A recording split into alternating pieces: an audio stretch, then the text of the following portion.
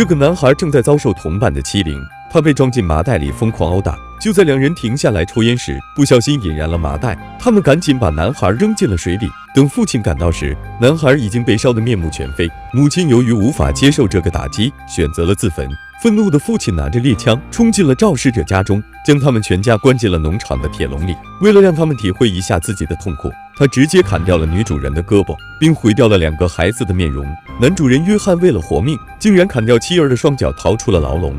经过这次巨大的变故，让父子2人的心理产生了扭曲，开始疯狂屠杀过往的游客，然后将他们制作成美味佳肴，贩卖给附近的有钱人。这天，又有一家人来到农场附近露营。到了晚上，继父和女儿的男友在草丛边休息时，母亲的帐篷突然起火，女儿玛丽赶紧把她从大火里救了出来，但母亲的手臂还是被严重烧伤。继父想要打电话求助，却发现房车里的手机全部消失。就在他们准备开车离开时，汽车竟然也无法启动。第二天清晨，他们来到附近的农场寻求帮助，居然发现一个戴着面具的怪人正拖着电锯向他们走来。这时，农场主麦克也举着猎枪出现，还没等几人反应过来，继父就被他一枪打倒。突如其来的状况下的几人惊慌失措，男友想要翻墙逃跑，却被追上来的麦克戳中了大腿。玛丽几人也被逼到了一个阴暗的房间里，最后父子2人就将他们关进了铁笼里。